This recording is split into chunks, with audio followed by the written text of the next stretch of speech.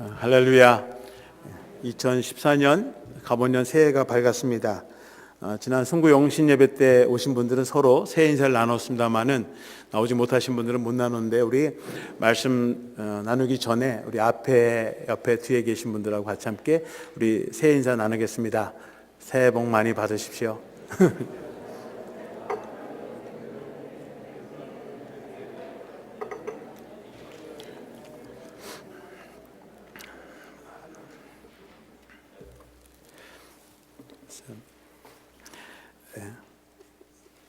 어느 한 남자분께서 은퇴를 하시고 연세가 많이 드셔서 널싱홈에 들어가시게 되었습니다. 널싱홈에 들어가서 많은 친구들을 사귀게 되었습니다. 특별히 얼마 안 되어서 이분이 마음에 드는 한 여자분을 만나게 되었습니다. 그래서 두 분이 함께 대화를 나누고 또 함께 교제하면서 더 깊어지면서 교제가 시작이 되었습니다. 그러던 어느 날 남자분이 용기를 내어서 여자분에게 와서 나와 함께 결혼을 해 주십시오, 그렇게 청혼을 하였습니다. 그 다음날 아침 일어났는데 이 남자는 지난밤에 자신이 사랑하는 여인에게 청혼한 사실을 기억하게 되었습니다. 그런데 이 여자분이 뭐라고 대답했는지 기억이 나질 않는 것입니다.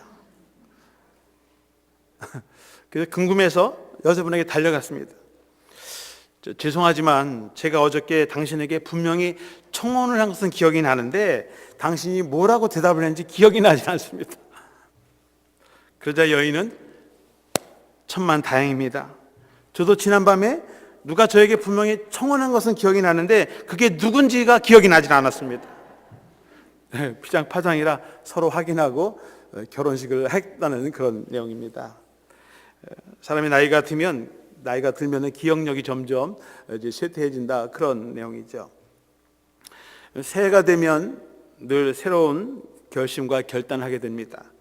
저도 올해는 좀 적게 먹고 운동 열심히 해서 살도 좀 빼고 더 건강한 몸을 좀 만들어 보겠다, 그렇게 다짐합니다. 그런데 연말이 되면 날이 추우니까 밖에도 나가지 못하고요, 계속 앉아서 먹기만 하고요, 배는 점점 나오고 살은 벌써 찌고 한 5파운드는 한 2주 동안 찐 것 같습니다. 그 계획도 벌써 수포로 들어가고 내일부터 다시 운동을 해야 되겠다 하는데 그건 내일 또 가봐야 할 것 같습니다. 새해가 되면서 어떤 결단하고 결심을 하고 그것이 지속이 되면 좋은데 종종 그러한 결심, 결단을 잊어버리게 됩니다. 여러분, 새해에는 어떤 결심, 결단이 있다면 다는 못 이루더라도 정말 한두 가지 중요한 것 꼭 이루시기를 간절히 바랍니다. 오늘 본문의 말씀은 예수님께서 부활하신 후에 제자들을 다시 찾아오신 말씀입니다. 사도 요한은 자신의 복음서를 기록하면서 맨 마지막 장에 주님께서 한 번도 아니고 두 번도 아니고 세 번씩이나 자신들에게 찾아오셨다, 그렇게 기록하고 있습니다. 14절에 보시면 이것은 예수께서 죽은 자 가운데서 살아나신 후에 세 번째로 제자들에게 나타나신 것이라.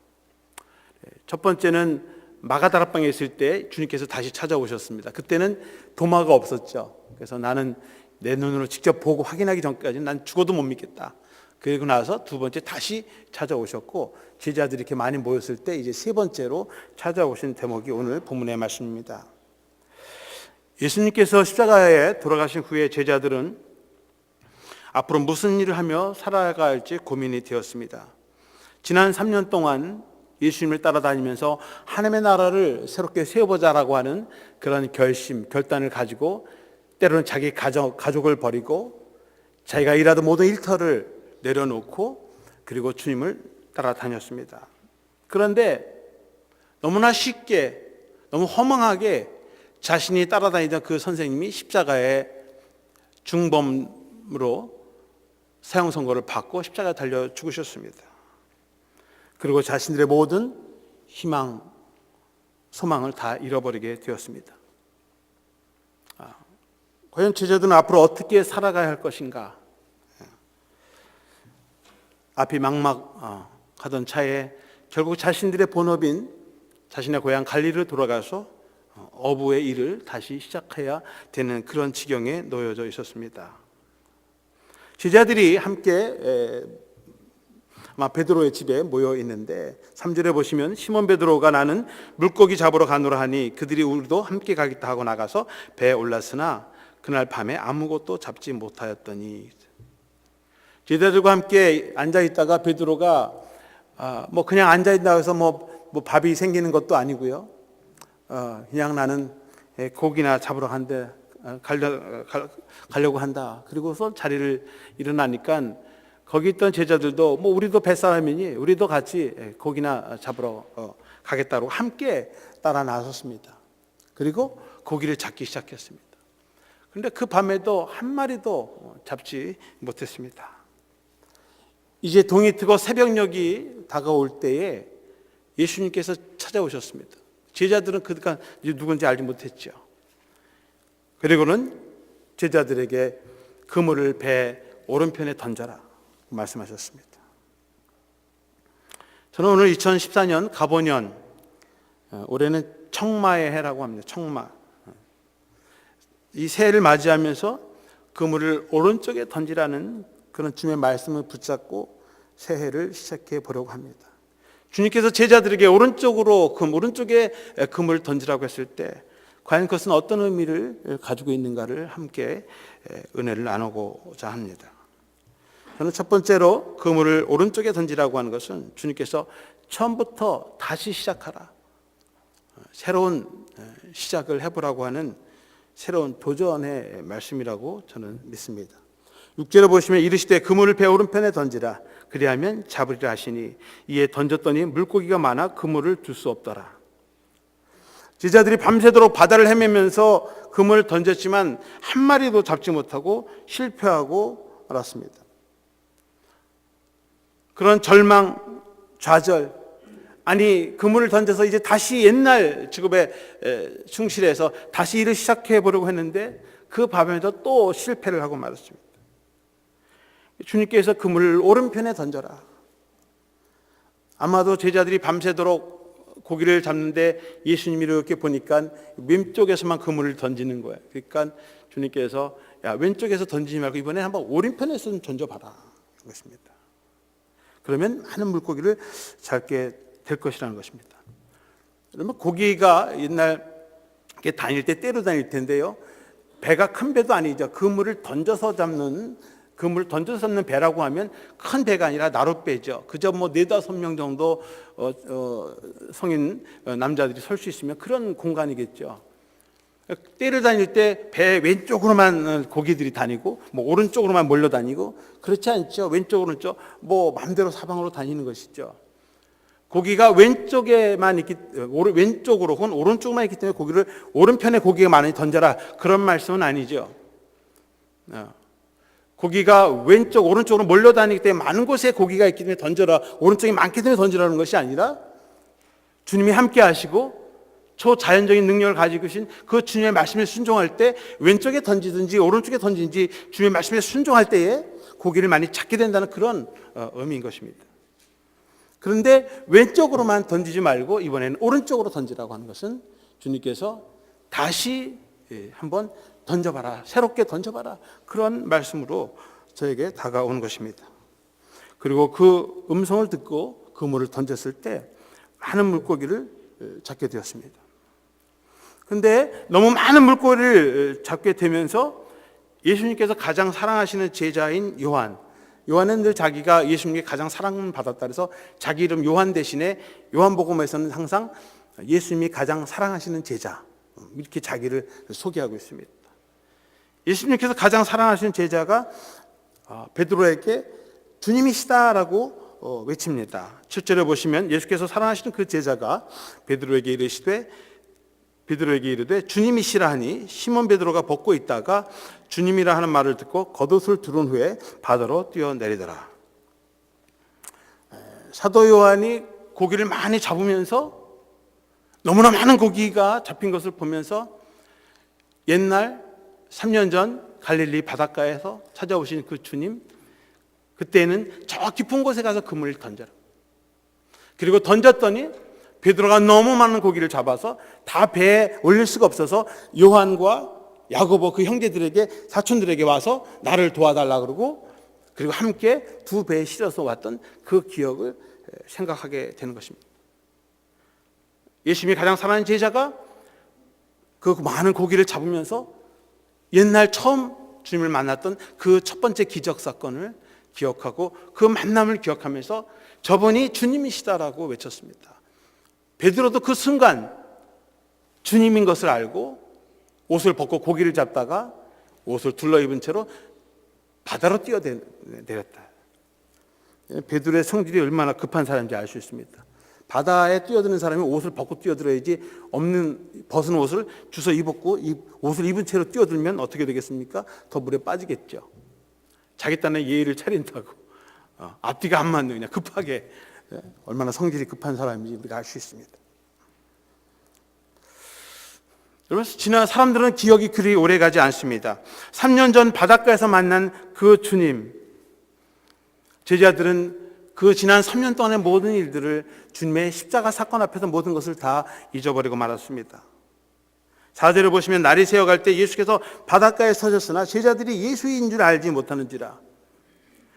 날이 새어갈 때 먼동에 튀면서 날이 새어가면 좀 사물을 분별할 줄 아는 정도가 됐는데 예수님이 바닷가에 섰는데도 아무도 예수님인지를 몰랐다. 3년 동안 죽자고 따라다닌 그 주님을 잊어버린 것이죠. 아니, 없다고 생각한 것이죠. 없다고 생각하면 있어도 안 보이는 것입니다. 제자는 지난 3년 동안 예수님을 따라다니면서 모든 기적과 은혜를 체험했습니다. 그런데 하루아침에 다 송두리째 그 기억들을 다 잃어버리고 만 것입니다. 우리가 아무리 신앙생활을 열심히 하고 주님의 기적과 은혜를 체험하고도 한번 실망하거나 절망하게 되면, 또 한번 상처를 받으면 그 과거의 모든 기억들, 그 은혜들도 하루아침에 송두리째 잊어버릴 수 있는 것이 바로 우리의 마음이고 우리의 나약한 신앙이라고 하는 것입니다. 사랑하는 사람이 10번 잘해줘도 한 번 잘못해지면 그거로 인해서 절교를 선언합니다. 우리 자녀들에게 10번 아니 20번, 100번을 잘해도 단 한 번 하지 않으면 우리 자녀들은 엄마 나 사랑하지 않아, 아빠는 나한테 관심이 없어, 그렇게 이야기를 합니다. 자, 인간의 마음이 얼마나 간세하고 갈대와 같은지 참 모릅니다. 사람들은 10번 잘해주고 한 번 잘못해도 그거로 인해서 상처를 받고 그 모든 좋은 기억들, 그런 것들을 잊어버리는 것이 우리의 마음이 아닌가 생각합니다. 아마 제자들도 그런 것이죠. 3년 동안 죽은 사람을 살리고, 나사로를 살리고, 앉은 뱅이를 일으키고, 눈먼 자를 고치고, 병든 자를 고치고, 중풍병 자를 다시 일어나 고치시고, 귀신 들린 사람들 쫓아서 3년 동안 보고 듣고 했는데도 단 한 번 십자가라고 하는 그 고난과 절망 속에서 제자들은 No, nothing, 모든 것을 다 잊어버리고 만 것입니다. 그런데 그런 주님이 다시 3번씩이나 제자들에게 찾아왔다고 하는 것입니다. 그 이유는 아직 주님의 사역은 끝나지 않았다는 거예요. To be continued. 절망적으로 끝날 것 같은데 드라마 같이 그 다음 편을 보면 그 문제가 해결이 되고요, 또 다시 to be continued. 주님의 사역은 끝이 아니라 바로 시작임을 알려주는 것입니다. 주님은 우리의 인생을 포기하지 않으십니다. 주님께서 우리에게 주신 비전과 소명이 있다면 그 소명이 닿는 날까지 결코 우리를 포기하지 않으십니다. 우리는 잊어버리고 포기해도 주님은 포기하지 않으시고 3번씩이나 찾아온다고 하는 것입니다. 3번은 한 번, 2번, 3-4번을 얘기하는 것이 아니죠. 3번이나 완전수를 얘기하는 것입니다. 우리가 다시 일어날 때까지 찾아와시고 두들기시고 계속해서 우리에게 문을 두들기시며 찾아오신다고 하는 거예요. 그 사명을 다시 되찾을 때까지. 우리 인간의 끝은, 인간의 능력의 한계는 끝이 아니라 바로 주님의 역사의 시작이라고 하는 것입니다. 그래서 다시 이 절망 가운데 있는 제자들에게 찾아오시고 다시 시작하라고 하는 새로운 희망과 용기와 함께 주님께서 찾아오신 것입니다. 그래서 그물을 오른쪽으로 던지라고 하는 것은 새로운 시작을 알리는 신호탄인 것입니다. 여러분, 주님은 우리에게 찾아오셔서 다시 오른쪽에 그물을 던지라고 말씀하십니다. 다시 시작하라고 하는 그 주님의 부르심에 응답하시기를 축원합니다. 두 번째로 그물을 오른쪽으로 던지라고 하는 것은 잃어버린 주님의 비전과 사명을 회복하라고 하는 그런 부르심의 말씀입니다. 주님께서 베드로와 제자들을 다시 찾아오시고 부르신 목적은 세상에서 성공해서 부귀 영화를 누리자고 부른 것이 아닙니다. 베드로와 제자들이 주님의 말씀을 믿고 의지하면서 그물을 던졌을 때에 정말 상상할 수 없는 정도의 물고기를 많이 잡았습니다. 주님은 그 물고기를 팔아서 돈을 벌어서 장사를 하고 그걸 가지고 하나님의 비전 또 주님의 사역을 하라고 말씀하시지 않습니다. 한 번으로 끝납니다. 15절 말씀에 오늘 읽지는 않았습니다만 그들이 조밥 먹은 후에 예수께서 시몬 베드로에게 이르시되 요한의 아들 시몬아 네가 이 사람들보다 나를 사랑하느냐 하시니 이르되 주님 그러하나이다. 내가 주님을 사랑하는 줄 주님께서 아시나이다. 이르시되 내 어린 양을 먹이라 하시고. 주님께서 찾아오셔서 숯불에 고기와 떡을 구우시면서 제자들을 먹이십니다. 밤새도록 고기를 잡고 지치고 피곤한 제자들을 다시 먹이십니다. 그러면서 하시는 말씀이 내가 나를 사랑하느냐. 베드로가 제가 주님을 사랑합니다. 주님이 아시지 않습니까? 그때 주님께서 하시는 말씀은 내 양을 먹이라. 내가 너희를 먹인 것처럼 너희들도 내 양을 먹이라고 그렇게 말씀하십니다. 주님께서 찾아오신 이유는 오른쪽으로 금을 던져라고 하는 것은 많은 고기를 잡고 그것으로 배불리 먹어라가 아니라 처음 주님께서 베드로에게 찾아오셔서 하신 말씀 내가 너를 사람 낚는 어부로 만들어 주시겠다고 하는 그 첫 번째 부르심, 그 소명을 다시 주시기 위해서 그물을 오른편에 던지라고 말씀하신 것입니다. 지난 주일에 마태복음 25장에 있는 양과 염소의 비유를 말씀드렸습니다. 마지막 날에 하나님께서 양과 염소를 둘로 나누어서 심판하시는 그런 말씀의 비유를 말씀을 드렸습니다. 그 마태복음 25장 33절에 이런 말씀이 있습니다. 양은 그 오른편에 염소는 왼편에 두리라. 양은 그 오른편에 염소는 그 왼편에 두리라고 말씀하고 있습니다. 마지막 심판날에 양은 주님의 오른편에 염소는 왼편에 두신다고 했습니다. 양과 염소의 성질을 말하는 것이죠. 양은 순종하고 늘 순종적이고 그렇죠. 염소는 뿔이 달려 있어서 능동적이고 지멋대로 행동하고요. 말 안 듣면 받고요. 그런 특성을 가지고 있어요. 그런데 양은 오른편에 염소는 왼편에 두었다고 그렇게 말씀하고 있습니다. 그러면서 34절 말씀에 그때 임금이 그 오른편에 있는 자들에게 이르시되 내 아버지께 복받을 자들이여 나와 창세로부터 너희를 위하여 예비된 나라를 상속받으라. 주님의 오른편에 선 양과 같은 사람들은 주님의 사역과 주님의 일에 참여한 사람들을 말하는 것입니다. 그래서 그들에게는 창세로부터 예비된 하나님의 나라를 상속받는다고 그렇게 말씀하십니다. 오른편이란 주님의 오른편에 서서 그의 부르심과 사명에 응답하며 살아가는 사람들을 말하는 것입니다. 41절의 말씀에는 또 왼편에 있는 자들에게 이르시되 저주를 받은 자들아 나를 떠나 마귀와 그 사자들을 위하여 예비된 영원한 불에 들어가라. 왼편에 있는 사람들은 주님의 반대편에 서고 주님의 말씀에 불순종하고 그 부르심과 사명을 외면한 채 세상 편에 서서 세상의 법과 벗하며 살아가는 사람들을 말하는 것입니다. 그들에게는 마귀와 사자들을 예비한 영원한 지옥불에 들어가게 된다고 그렇게 말씀하고 있습니다. 오른편인가 왼편인가를 구분하고 있습니다. 주님께서 제자들에게 오른편에 그물을 던지라고 하는 것은 그 오른편은 주님의 편을 말씀하시는 것이고 주님의 말씀과 사명에 순종하는 주님의 부르심 말하는 것입니다. 그 말씀에 순종해서 그물을 던질 때에 많은 고기를 잡고 만선의 기쁨으로 돌아오게 된다고 하는 것입니다. 주님께서 오른편에 그물을 던질 때에 주님 굳이 오른편에 던질 필요가 있겠습니까? 왼편도 있을 텐데요. 아니요, 밤새도록 던졌는데요. 이제 그만하렵니다. 피곤하고 지치고 힘도 없습니다. 만약 그렇게 대답했다면 그들은 빈손으로 돌아올 수밖에 없었을 것입니다. 그러나 지치고 밤새도록 고기를 잡았지만 다시 한번 하나님의 말씀에 의지해서 오른편에 주님의 말씀에 순종해서 던졌을 때에 고기를 많이 잡게 되었습니다. 바로 주님의 부르심에 응답하고 주님 편에서 주의 일을 감당할 때 많은 예상치 않은 결과를 거두었다고 하는 그런 말씀이 되는 것입니다.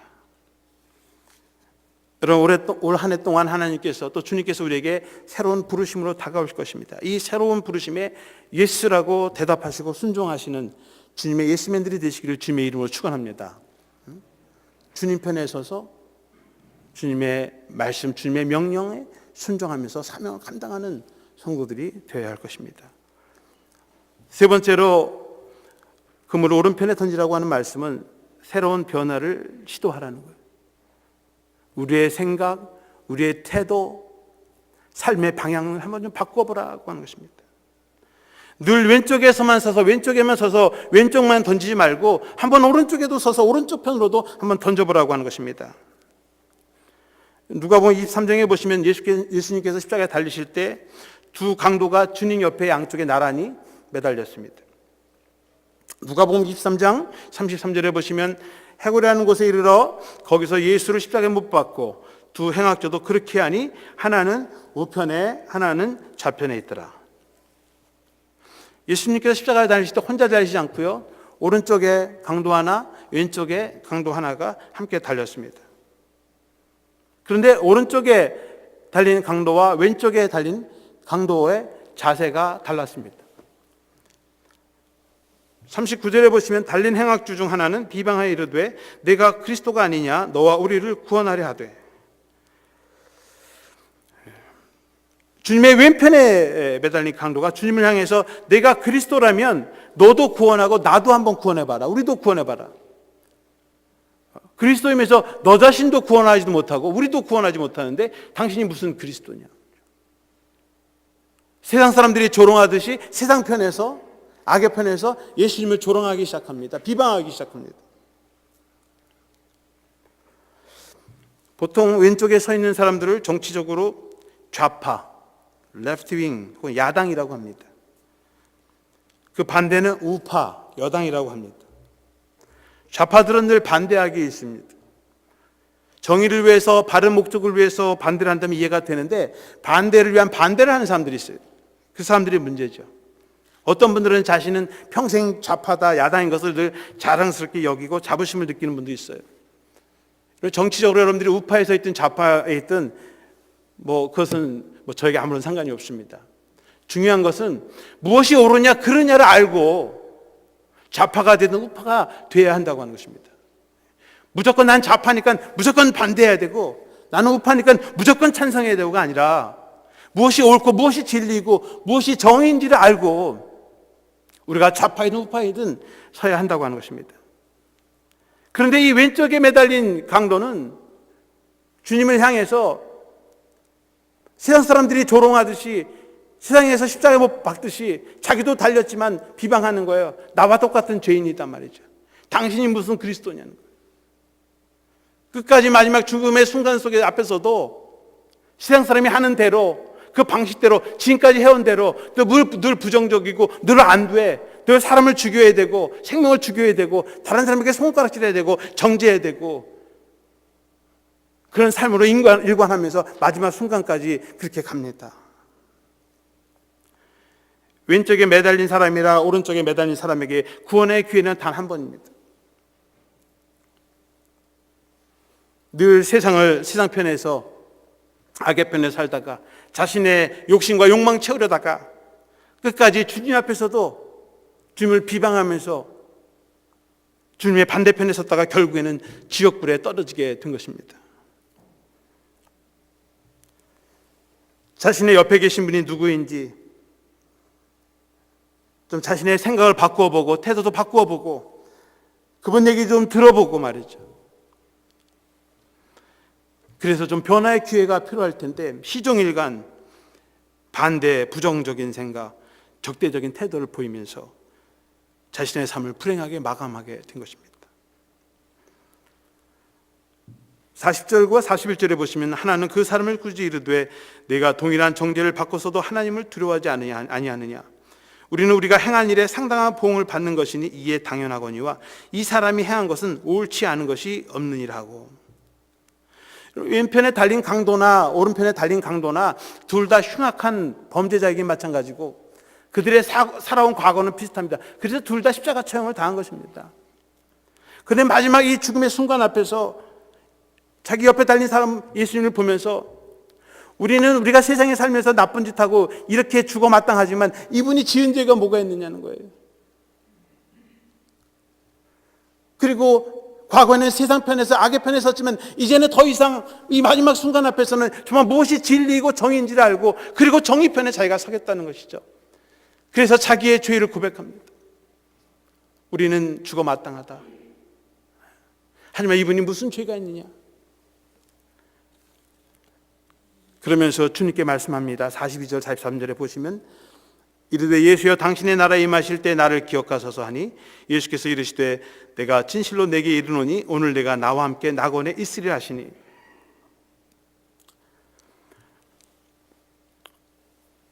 비록 십자가에 달려 죽고 가는 그런 입장에 처했지만 이 오른편에 있는 강도는 주님을 바라보면서 그래도 주님, 만일 당신께서 당신의 나라에 하나님의 나라에 임하실 때 나를 기억해 주십시오.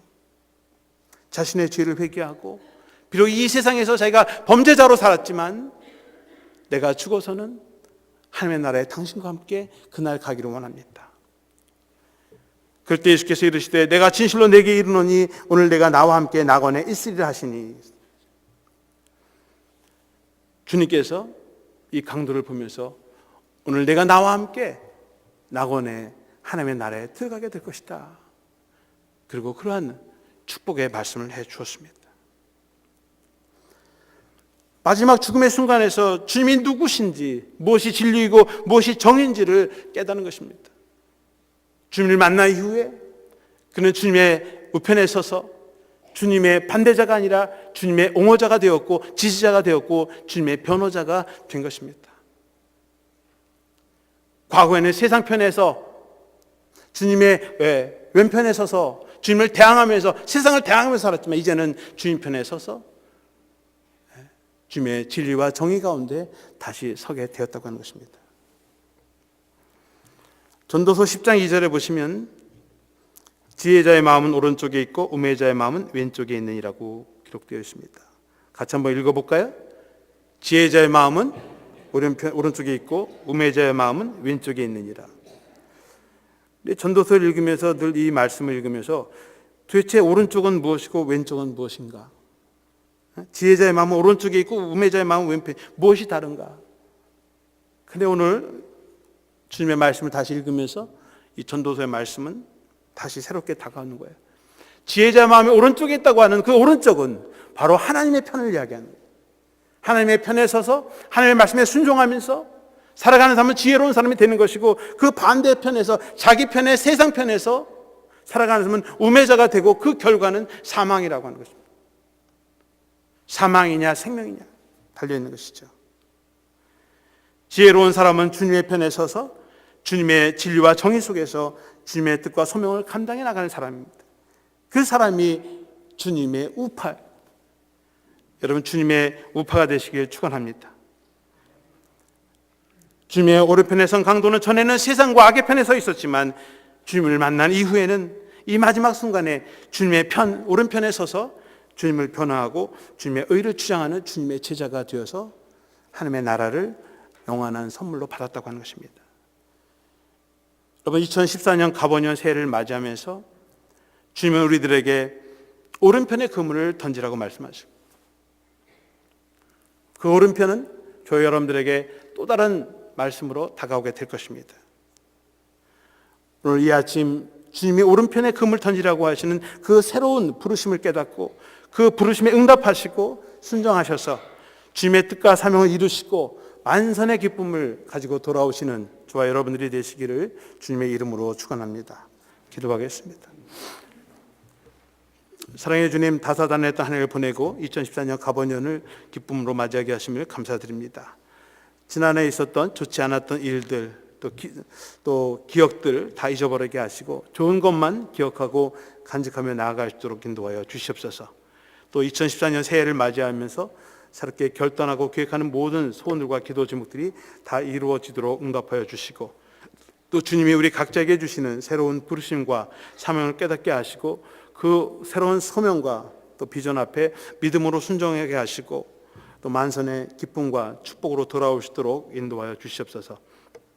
좌절과 절망 속에 빠져있는 제자들에게 다시 찾아와 주시고 또 3번씩이나 찾아와 주시고 새롭게 시작할 수 있는 믿음과 용기를 허락해 주시고 또 잃어버린 또 소명과 비전을 다시 회복시켜 주신 것처럼 이 아침 다시 한번 주님의 비전과 소망을 품을 수 있도록 인도해 주시옵소서.